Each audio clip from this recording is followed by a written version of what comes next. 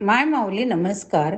श्री डोंगरे महाराज श्रीमद भागवत कथासार भाग 13 अभिवाचन करत आहे. स्वतः लाभ घ्यावा, आप्तजनांना लाभ द्यावा. जर तुम्हाला आवडले नक्की प्रतिक्रिया द्या. आजचा भाग परीक्षिताचा शाप. तो मुकुट परिधान करून परीक्षिती राजा वनात शिकारीला गेला.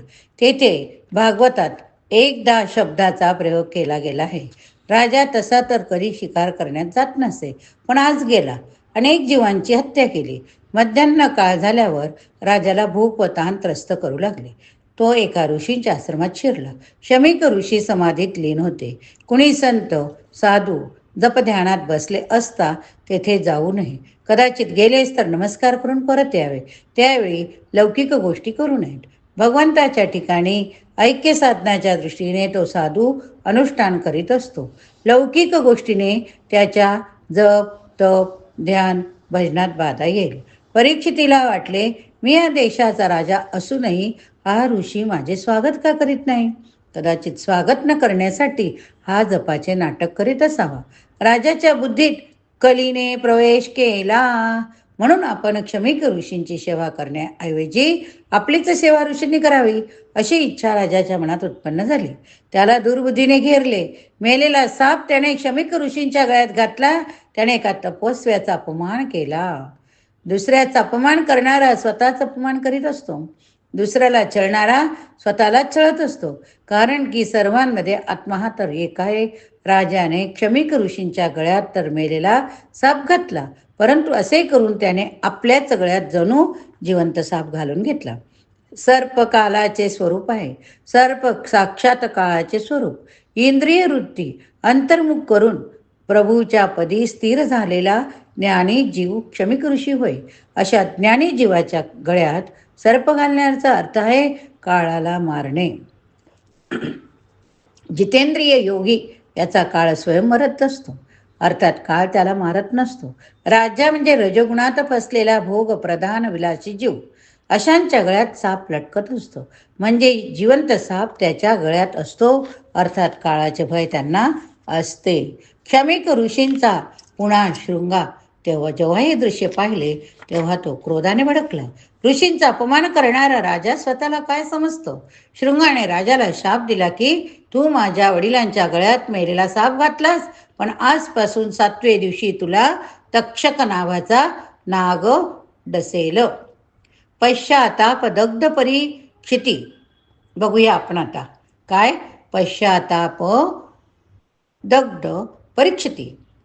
परीक्षितीने आपल्या डोक्यावरचा मुकुट काढला व लगेच त्याच्या लक्षात आले आपली भयंकर चूक आली. त्याला वाटले की मी आज मोठे पाप केले. मी मतिभ्रष्ट होऊन ऋषींचा अपमान केला. जेव्हा मतिभ्रष्ट होते तेव्हा समजून जा की काही ना काही अशुभ घडणार आहे. हातून पाप घडते की त्याचा विचार करून आपल्या शरीराला शिक्षा द्या. जेवणापूर्वी विचार करा की आज माझ्या हातून कोणते पाप तर घडले नाही ना. ज्या दिवशी पाप घडले असेल त्या दिवशी उपवास करा, म्हणजे कधी पाप घडणार नाही. धन्य आहे राजा परीक्षितीची. त्याने जीवनात फक्त एकच वेळ पाप केले होते, पण पाप घडल्यानंतर तो पाणी प्याला नाही. ऋषिकुमारांनी दिलेल्या शापाची वार्ता ऐकून त्याला वाटले की ठीकच झाले, माझ्या पापाचा दंड मला मिळाला. परीक्षितीला वाटले की मी प्रपंचाच्या विषयी सुखात फसलो होतो, म्हणून मला सावध करण्यासाठी देवाने माझ्यावर ही कृपाच केली. मला जर शाप मिळाला नसता तर मग मला वैराग्य केव्हा आले असते. माझ्याकरिता प्रभूने हा शाप अवतार धारण केला. मृत्यू डोक्यावर गिरट्या घालीत आहे, याची आठवण ठेवली तर हातून पाप घडणार नाही. आम्ही सगळ्यांनी लक्षात ठेवा की मृत्यू जवळ येत आहे, मृत्यू डोक्यावर गिरट्या घालीत आहे, याची आपण प्रत्येक क्षणाला आठवण ठेवा, म्हणजे आपल्या हातून पाप घडणार नाही. आपण सकारात्मक राहू आणि तोच आनंद आपण घेऊ आणि दुसऱ्यांना देऊ. परीक्षितीने गृहत्याग केला. तो गंगेच्या तीरावर आला. त्याने गंगेत स्नान केलं. असा निश्चय केला की अन्न व पाणी याचा त्याग करून आता प्रायश्चित्त व्रत करीन. मोठमोठ्या ऋषींनाही जेव्हा ही वार्ता कळली तेव्हा ते सर्व न बोलवताच राजाच्या भेटीला आले. त्यांना वाटले की परीक्षित आता राजा नाही, राजर्षी झाला आहे. राजाच्या विलासी जीवनाचा आता अंत झाला. राजाने जीवन आता बदलले, म्हणून ते सर्व परीक्षितीला भेटण्यास आले. परीक्षितीने उभे राहून त्यांना प्रणाम करून त्यांचे स्वागत केले. नंतर त्यांची पूजा केली. राजाने आपली शापाची वार्ता त्या ऋषी लोकांना सांगितली. तसे तर सर्व लोक आपले पाप झाकून ठेवतात, आपले पुण्य सर्वांसमोर प्रकट करतात, पण पाप झाकून ठेवू नका, पुण्य लोकांना सांगू नका. वाक्य ऐका, लक्षात ठेवा. पाप झाकून ठेवू नका, पुण्य लोकांना सांगू नका. मी हे केलं, मी ते केलं, मी हे दान केलं, मी ते दान केलं, मी हे पुण्य केलं, मी तमक्याला दिलं, अमक्याला दिलं. सगळं तुमचं तुमच्याजवळ ठेवा. दिलं ते दिलं. समाजासमोर आपल्या पापाची कबुली दिल्याने पाप करण्याची प्रवृत्ती कमी होते. आपल्यातून जर चूक झाली तर ती चूक कबूल करा. 4 जणांजवळ सांगा, नक्कीच चुकीतून काहीतरी सुधारणा करण्याचा प्रयत्न होतो. सर्व ऋषींसमोर राजाने जाहीर रीतीने सांगितले, मी एका पवित्र संतांच्या गळ्यात मेलेला साप घातला. मी अधम आहे, माझा उद्धार करा. मी ऐकले आहे की पाप्याला यमदूत मारपीट करीत घेऊन जातात. माझे मरण मंगलमय होईल असा काही उपाय सांगा. मला भीती वाटत आहे. मी मरणाची या वेळेपर्यंत काही तयारी केली नाही. परीक्षितीने मरणाच्या वेदनांचा विचार केला. जन्म मरणाच्या दुःखाच्या विचाराने पाप प्रवृत्ती नष्ट होईल. त्याने ऋषी मुनींना असे आव्हान केले की आपण असे काही करा की मला 7 दिवसात मुक्ती मिळेल. ज्याचा मृत्यू जवळ आला आहे अशा माणसाने काय करावे हे मला सांगा. वेळ जास्त शिल्लक नाही. ज्ञानाच्या लांबलचक गोष्टी सांगाल तर वेळ निघून जाईल. मला अशा काही गोष्टी सांगा की असा काही मार्ग दाखवा की जेणेकरून मला परमात्मापदी लीन होता येईल. मला अशी कथा ऐकवा की जेणेकरून मी मुक्त होईल. ऋषीगण विचार करू लागले. आम्ही अनेक वर्षापासून तपश्चर्या करीत आहोत, पण मुक्ती मिळेल की नाही याची आम्हाला अजूनही चिंता आहे. आम्ही मरणाला भीतो. अंतकाळी होटावर देवाचे नाव घेणे कठीण होते. केवळ 7च दिवसात राजाला मुक्ती कशी मिळेल हे तर अशक्यच आहे. म्हणून सर्व ऋषी गप्प बसले. 7 दिवसाचा मुक्ती मिळणे अशक्य गोष्टी आहे. महाज्ञानी पुरुषांनाही मरणाची भीती वाटते. राम नाम लवकर तोंडात येत नाही. रामचरित मानसात वालीने म्हटले आहे. काय म्हटले ऐका. जन्म जन्म मुनी जतन कराही, जन्म जन्म मुनी जतन कराही, अंत राम काही आवत नाही, अंत राम काही आवत नाही. कोणताही ऋषी राजाला उपदेश करण्यास तयार झाला नाही. कोणातही बोलण्याची हिंमत नाही. परीक्षितीला वाटत होते की समर्थ असूनही हे ऋषी मला उपदेश का करीत नाहीत. त्याने विचार केला की सर्व जगाने मला टाकून दिले तरी मी भगवंताचा आसरा घेईन. भगवान नारायण कृपा करतीलच. आता वेळ अधिक नाही. मी कुणाला शरण जाऊ. मी आता माझ्या देवाला शरण जातो. तो तर माझी उपेक्षा करणार नाही. मी पापी जरूर, पण पांडवांचा वंशज आहे. आता मला एका देवा वाचून कुणी नाही. परीक्षितीने ईश्वराचा आसरा घेतला. भगवंताची स्तुती केली. द्वारकानाथाचे स्मरण केले. मी कोणतेही सत्कर्म केले नाही. हे ब्राह्मण मला उपदेश करीत नाहीत, कारण मी अधम आहे. ज्या परमेश्वराने मातेच्या गर्भात असताना ब्रह्मास्त्रापासून माझे रक्षण केले होते, तो आजही माझे रक्षण करील. मी पापी तर आहे, पण देवाचा आहे, नाथ आहे मी तुमचा आहे. दुष्टतमोपी दयारहितोपी कृष्णत्वास्मी न चास्मी परस्य. हे द्वारकानाथ, मी आपणाला शरण आलो आहे. ज्या अर्थी आपण माझा जन्म चांगल्या रीतीने घडवला, त्या अर्थी माझे मरणही मंगलमय करा. परमेश्वराने शुकाचार्यांना प्रेरणा केली की तेथे जा, शिष्य योग्य आहे, पण मुक्ती देण्याचा अधिकार शंकराचा आहे. म्हणून भगवान शंकराला म्हणाले. भगवान शंकराचे शिवाचे अवतार शुकाचार्य तेथे आले. संहाराचे काम शंकराचे आहे. म्हणून परीक्षितीचा मृत्यू मंगलमय होण्यासाठी शुकाचार्य तेथे आले. शुकाचार्य दिगंबर मूर्ती होते. वासनाचे वस्त्र सुटून गेले होते. वय अवघे 16 वर्षाचे होते. कमरेला नव्हती मेखला वा लंगोटी. आजानुभव होते. विशाल वक्षस्थळ होते. दृष्टी नाशिकेच्या अग्रभागी स्थिर होती. चेहऱ्यावर केसांच्या लटा लोळत होत्या. वर्ण कृष्णासारखा श्यामल होता. शुकाचार्याच्या अंगावर मुले धूळ फेकत होती. नंगा बाबा चालला, नंगा बाबा जात आहे असे म्हणत होते. पण शुकाचार्याचे ते गावी नव्हते. वृत्ती तदाकार होती. ते ब्रह्मचिंतन करीत करीत देवभान विसरले होते. परमेश्वराच्या ध्यानात जो देहभान विसरतो त्याच्या देहाची देखरेख स्वतः भगवान करीत असतो. देवाला वाटत असते की याला त्याच्या देहाची गरज नाही, मला तर आहे. पण आहे. चोहीकडे प्रकाश पसरला, जणू काही सूर्यनारायणच भूतलावर उतरला असे भासत होते. मुनिजनाने ओळखले की हे शंकराचे अवतार शुकाचार्य आले आहेत. सभेत शुकाचार्य उपस्थित झाले. महर्षी व्यासही आले. त्यांनी उभे राहून शुकाचार्यांना वंदन केले. शुकाचार्यांचे नाव ऐकताच व्यासांना गैभरून आले. शुकाचार्यांना विशेषणे तर कोणती लावली आहे तर पहा, अनपेक्षा निजलाम तुष्टो, निजलाभ तुष्टो, अवधूत वेश. व्यासांना वाटले भागवताचे रहस्य जे शुकाचार्य जाणतात ते मी जाणत नाही. किती निर्विकार आहे हा. माझा मुलगा भागवत सांगेल आणि मी ऐकेन. राजाच्या कल्याणासाठी आलेले शुकाचार्य सोन्याच्या सिंहासनावर विराजमान झाले.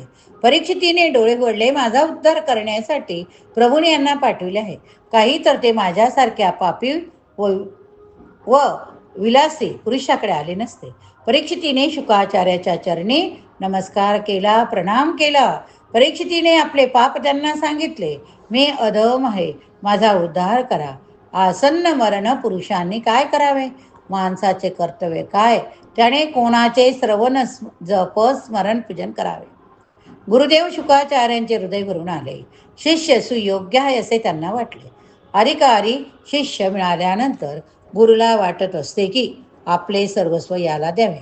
गुरु ब्रह्मनिष्ठ निष्काम असला, शिष्य प्रभुदर्शनासाठी आतुर असला तर 7 दिवसातच काय, पण 7 मिनिटातही भगवत दर्शन होऊ शकते.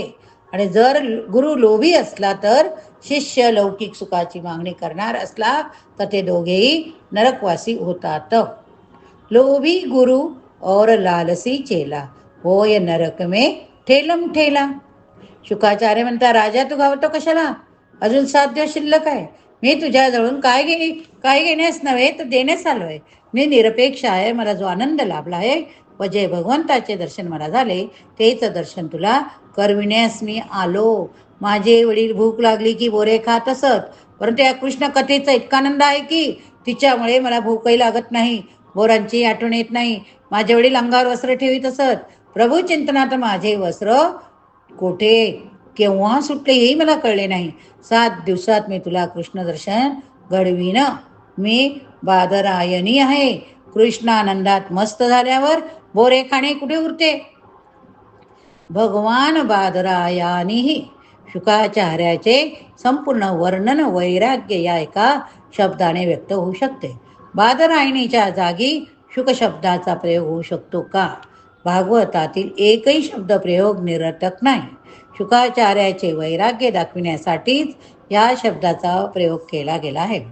शुकाचार्य बादरायण म्हणजे व्यासांचे पुत्र. व्यासांचे तप वैराग्य कसे होते? व्यास सर्व दिवस जपतप करीत असता भूक लागली म्हणजे सर्व दिवसातून फक्त एक वेळ केवळ बोरांचा आहार घेत, म्हणून त्यांना बादरायण म्हणतात. अशा बादरायणाचे शुकाचार्य पुत्र होत. ज्याच्या ठिकाणी खूप ज्ञान वैराग्य असते तोच दुसऱ्याला सुधार शकतो. शुकाचार्याच्या ठिकाणी ज्ञानही भरपूर होते, वैराग्यही तितकेच प्रखर होते. आजच्या सुधारकात त्याग संयमी दिसून येत नाही. ते दुसऱ्याला काय सुधारतील? माणसाचे प्रथम आपणास सुधारण्याचा प्रयत्न करावा.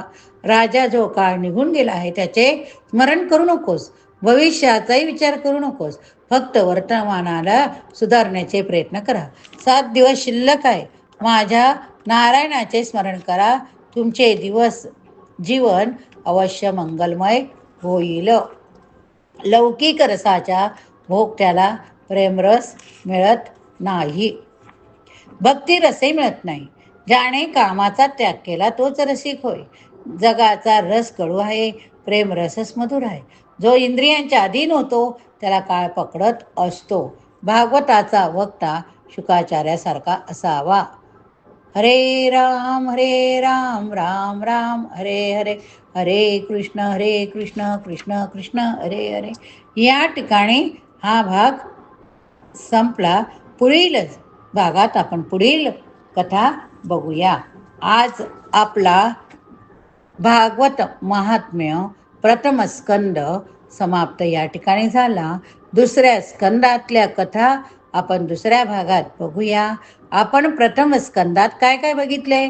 भागवत महात्म्य, ईश्वराचे स्वरूप, भागवताचे आगळेपण, भागवताची रचना, भागवताचा महिमा, आत्मदेव ब्राह्मणाची कथा, परमेश्वराचे 24 अवतार, नारदाचे चरित्र, सूर्योपासना, धर्मराजाची कथा, परीक्षित राजाची कथा, कली महात्म्य, परीक्षित राजाला शाप आणि पश्चाताप दग्ध परीक्षित. आपण प्रथम स्कंदात एवढ्या कथा बघितल्या. ओम नमो भगवते वासुदेवाय सच्चिदानंद रूपाय विश्वोत्पत्त्यादिदेहेतवे तापत्रय विनाशाय श्रीकृष्णाय वयं नमः. जर प्रथम स्कंदात माझ्याकडून चुकून काही शब्द बोलले गेले असतील तर तुम्ही मोठ्या मनाने माफ करा. मात्र तुम्हाला जर भागवत स्कंद डोंगरे महाराजांचा आवडत असेल तर तुम्ही लाईक करा आणि प्रतिक्रिया द्यायला विसरू नका. तुमच्या प्रतिक्रिया माझा उत्साह वाढवतात. उद्यापासून आपण द्वितीय स्कंद सुरू करणार आहोत. श्रीकृष्ण शरणम मम.